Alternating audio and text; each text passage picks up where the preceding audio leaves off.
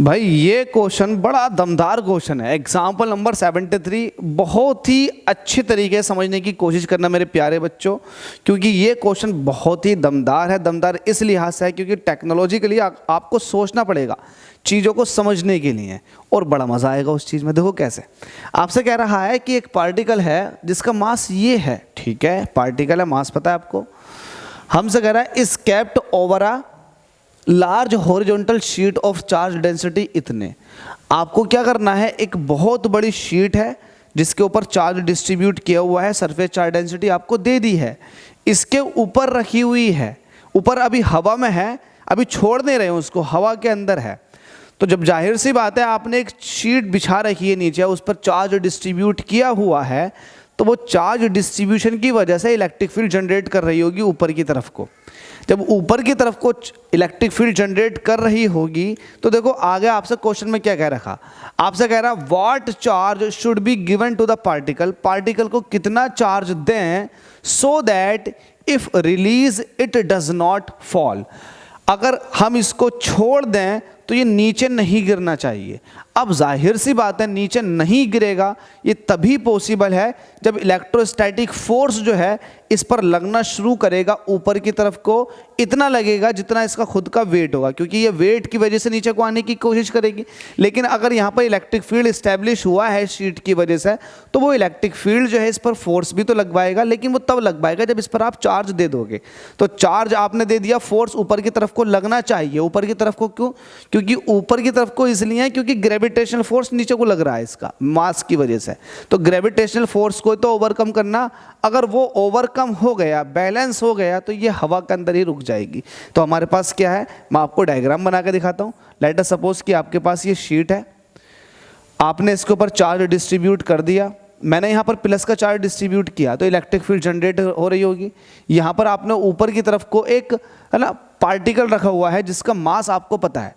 अब मास पता है तो नीचे को गिरने की कोशिश करेगा mg फोर्स से, लेकिन ये शीट जो है एक फोर्स ऊपर की तरफ को अगर लगा दे, इतना ही जितना mg है वो फोर्स इलेक्ट्रोस्टैटिक फोर्स होगा। अगर वो फोर्स लगा दे उतना ही जितना नीचे को वेट लगा रहा है, तो ये बैलेंस हो जाएगी। इट मीन्स ये हवा के अंदर फ्लोट करेगी। तो आप इसको ऐसे लिखोगे, solution for floating of particle over sheet के ऊपर फ्लोट करना है। उस कंडीशन में जो आपके पास इलेक्ट्रोस्टैटिक फोर्स है वो बराबर होना चाहिए ग्रेविटेशनल फोर्स के। इलेक्ट्रोस्टैटिक फोर्स होता है चार्ज इनटू इलेक्ट्रिक फील्ड, और जो ग्रेविटेशनल फोर्स होता है वो होता है मास इनटू ग्रेविटेशनल एक्सीलरेशन।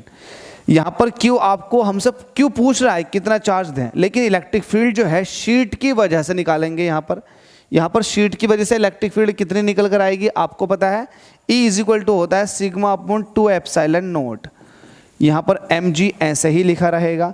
आपको चार्ज चाहिए तो चार्ज यहाँ रखो, डिवाइड वाली चीज़ मल्टीप्लाई में, तो mg के मल्टीप्लाई में चले जाएगा 2 × एप्सिलॉन नॉट, और सिग्मा जो है वो डिवाइड में आ जाएगा। आपको Q चाहिए ना, बिल्कुल।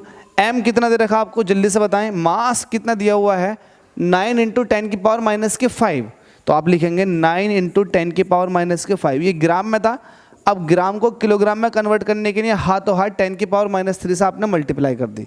g की वैल्यू कितनी होती है, ऑन एंड एवरेज आप 10 रख दोगे, 2 ऐसे रहेगा। एप्सिलॉन नॉट की वैल्यू कितनी होती है 8.85 × 10⁻⁻12, ये हो गया।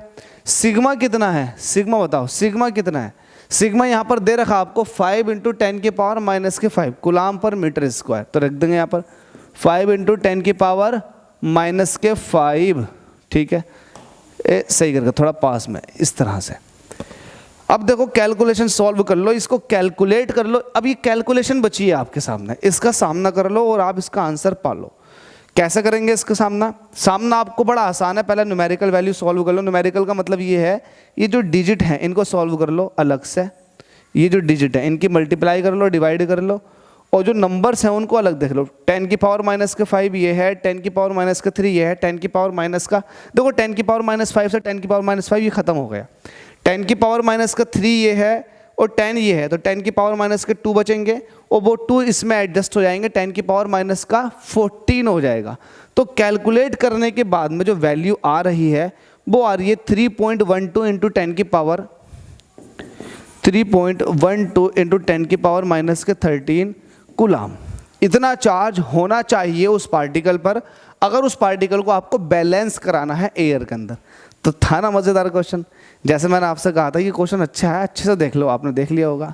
जब देख रहे थे आप क्वेश्चन तो किसी तरह की कोई भी है ना डिस्ट्रैक्शन मत लेकर आओ अपने स्टडी में। जैसे कि आपने मोबाइल उठा लिया, इंस्टाग्राम खोल दिया, आपको पता तमाम अश्लीलता भरी हुई है इंटरनेट पे, आप देखते रहोगे, मज़ा आएगा, तो कहीं ना कहीं आपकी पढ़ाई में बहुत ज़्यादा बाधाएं आएंगी और वो आपको नहीं लानी। आपको अच्छे से प्रैक्टिस करनी है तो करो। जब आपको चीज़ फ्री में मिले तो इसका मतलब ये नहीं है कि आप इसकी कदर ना करो, ये सोचो कि अरे साला जब मन में आएगा तब पढ़ लेंगे, ये तो है ही पढ़ी हुई वीडियो।